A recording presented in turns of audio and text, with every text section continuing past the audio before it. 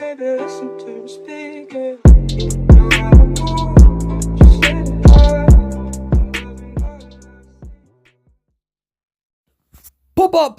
Pop, Persuadable. Welcome to gameplay review series. I'm bringing this back, so there's other ways. Check the description if you want to know how to send me gameplay. There's certain directions. So first, before we get to the gameplay, let's talk about what we have. This is a group 2 layout, so you can see that the hunter there in the red indicator is on the ship.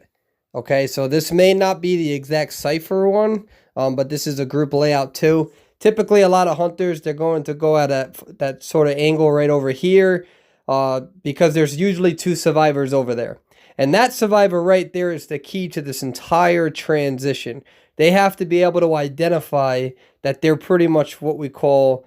actually, no, never mind. Anyways, yeah, so this guy has a few options. He really needs to be careful. If this is a mercenary, sometimes they'll run right there, northeast.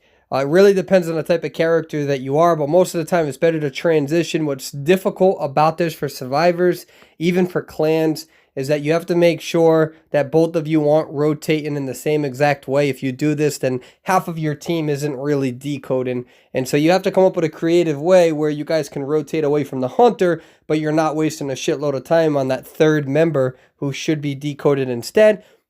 There are ulterior options for this hunter, but if he runs this way and that survivor decides to rotate outward, he's just going to be spending a lot of time trying to catch up. But really, this survivor also may not rotate if it's like a mercenary, where they could stay in the middle of the map instead of going to the corner of the map. So really, just it's hard to explain what everybody should do. We could see that you're doing what we call a handoff, and so you're going to rotate out, and the lucky guy is going to be the one that decides to engage. Very, very difficult sort of strategy right here because you don't really want to do that. But that was a really good juke from the lucky guy. Good movement from Ripper, understanding that he was going to juke, or rather volt. So let's see what happens here. What the, oh, I'd be so fucking mad if I was the Ripper. I'm not gonna lie. I'd be throwing my phone. I'd be hoping that your damn big toe get herpes. I'd be pissed. Anyways, so we're gonna see if you can get this in. Oh, you got to be careful with that sort of stun, because if he throws that foggy blade, you'll still register the hit. Ladies and gentlemen, we are looking at the Embalmer, by the way. The Embalmer has submitted this gameplay footage. I will do the best that I can to try to cover as much as I can. It's very difficult. How you rotate, which character should stay. One of the things that I see mercenaries doing wrong on these sorts of maps. Oh, good read from the Ripper.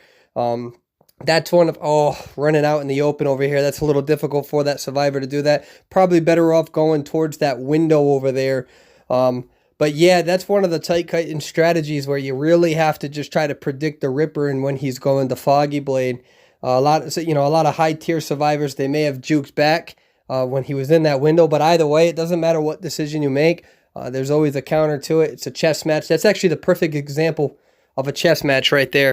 Let's go back to that. I talk about this a lot, about how kiting is a chess match, and I'm going to show you what a lot of high-tier survivors may have tried to do. They may have ran over there and predicted that foggy blade, but even if you try to do that and you predict the foggy blade, a hunter could have not have thrown the foggy blade here and waited and still hit you. So really, it's just a choice you have to make.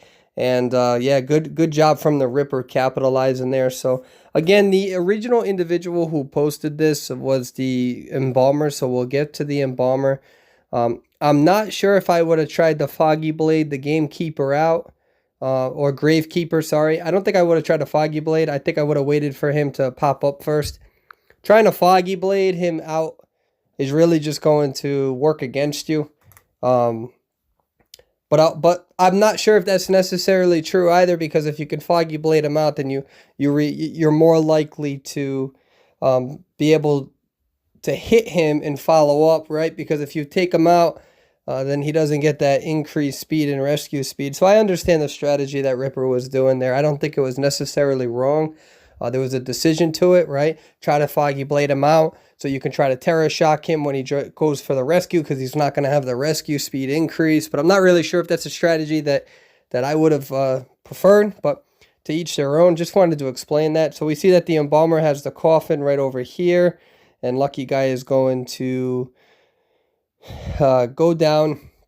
And yeah, that was a really interesting kite move in the beginning of the match. All right, so let's see what Prospector's going to do. Prospector seems a little too far out, actually. I think he needs to be a little bit more aggressive because Prospector's not going to be in good position. But I can also understand why he put that magnet there. He probably thought that Ripper was going to go over there, actually where he's running now. But that strategy kind of backfired a little bit to him. Ripper, it seemed like he was heading that way, but immediately juked backwards, and that was probably a good read on the Ripper. That's something that happens with a lot of prospectors. You have to play really aggressive with a prospector and understand the limitations. Have confidence in your kiting ability to avoid that first foggy blade, especially since Lucky Guy can continue healing. But it was a good valiant effort, right? It's too easy for me to be watching this gameplay and say, oh, I would have done this or I would have done that. It's too easy to do that. What we do with this sort of gameplay footage is we revert back to watching it and we say, okay, what could we have done better? What could have improved? But in reality, let's be honest here, many of us, we'd be making these sort of same mistakes too. So, all right, so let's see what's going to happen. That wasn't too long of a kite, but it gets really difficult kiting these sorts of late game here, especially when Ripper is already fed. He's already fed. He can be invisible. And you made a move there where you didn't throw down the cipher. I'm sorry, throw down the pallet. And he was able to predict that. So, again, that's another chess match. You had to throw it down, and you don't. Even if you throw it down, he's just going to take it down eventually. But that at least exposes him and gives you a few seconds. So, all right, so let's see what's going to happen here. Gravekeeper, excellent saves from this Gravekeeper here. And we're at one cipher remaining. Yup, beautiful move from the Ripper. The Ripper really had a good move. I'm surprised that missed. That was a questionable miss, I'm not going to lie, but great move either way. Good stun right there from the Gravekeeper. This Gravekeeper is really coming in clutch for the team. And I saw that Embalmer, I think you put that coffin down over there.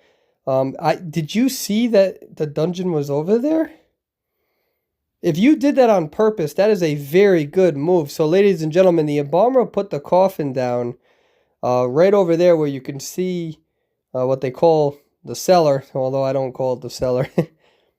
And that's a very, very good move. I can see you kiting over here. Let's see what happens. So this is a questionable move here, running away from that area, but that actually might be good because it's going to buy you some more time.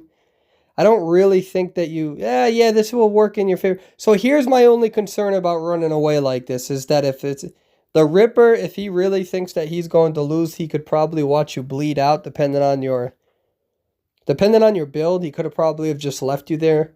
But then you were also still pretty close where you could have crouched and crawled back. So here's my point. You're kind of lucky that the Ripper decided to take you out. Because you ran far, far away from over here. But then again, that might have been a good idea because you gave your team enough time. Yep, exactly. Good move. Good move right here. That's amazing. Good job, Embalmer. Good placement. So we're going to watch this one more time. The circumstances ended up going in your favor. Some of the difficulties of your position right here is that you really don't know how far they're decoding that gate. They're not giving you progress. They're not using any in-chat messages, so that's going to make it more difficult for you. One of the things that could have gone against you here is if the Ripper downed you a little bit further, I'm not sure if you would have had enough time to crawl back. So it's one of those things where it's good to run away. I know why you're running away, but that's under the premise that he actually chairs you, right? Because then he has to...